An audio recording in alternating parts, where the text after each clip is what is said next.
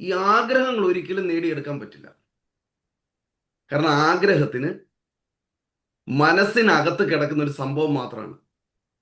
മനസ്സ് ഈ ഒരു കാര്യം ആഗ്രഹിച്ചേച്ച് പെട്ടെന്നായിരിക്കും അടുത്തൊരു ഫോൺ കോൾ വരുന്നത്, അല്ലെങ്കിൽ ഒരു മെസ്സേജ് വരുന്നത്, അന്നേരം തന്നെ മനസ്സ് അതിന്റെ പുറകെ പോകും.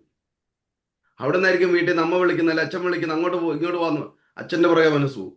അന്നേരമായിരിക്കും വേറൊരു കൂട്ടുകാരൻ വഴിയെ കൂടെ പോകുന്നുണ്ടോ, അയാൾ ഈ വൈകുന്നേരം വരുന്നുണ്ടോ, വൈകുന്നേരത്തെ മീറ്റിങ്ങിലേക്കാവും മനസ്സ് പോകുന്നത്. ഈ മനസ്സ് ഇതിന്റെയൊക്കെ പുറകെ പോകുമ്പോൾ നിങ്ങളുടെ ആഗ്രഹമൊക്കെ എങ്ങനെ പോയി കഴിയും.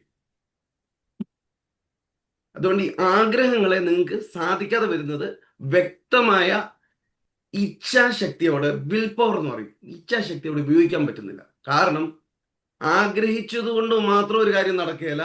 അതിനെന്ത് വേണം? ഇച്ഛ വേണം, വില്ല് വേണം. എനിക്കത് നേടിയെടുത്തേ പറ്റൂ എന്നുള്ള ആ ഒരു തീവ്രമായ ആഗ്രഹം, അതാണ് ഇച്ഛ എന്ന് പറയുന്നത്. ഇച്ഛ കൊണ്ട് മാത്രം നമുക്ക് കാര്യങ്ങൾ നേടിയെടുക്കാൻ പറ്റുമോ? പറ്റത്തില്ല. ആ ഇച്ഛയോടൊപ്പം ഊർജം കൂടി ചേരണം, എനർജി വേണം, ഫീല് വേണം. അപ്പോഴേ ഉള്ളൂ ഈ ഇച്ഛയും ഊർജവും കൂടി ചേരുമ്പോഴേ നിങ്ങൾക്ക് എന്ത് ചെയ്യാൻ പറ്റുള്ളൂ? പ്രവർത്തിക്കാൻ പറ്റുള്ളൂ, ആക്ട് ചെയ്യാൻ പറ്റുള്ളൂ. അതുകൊണ്ട് ആഗ്രഹങ്ങളായതുകൊണ്ടാണ് നിങ്ങളുടെ പല കാര്യങ്ങളും നേടിയെടുക്കാൻ പറ്റാതെ പോയത്. അതിനെ നിങ്ങൾ എന്താക്കി മാറ്റണം? ആദ്യമേ ലക്ഷ്യമാക്കി മാറ്റണം.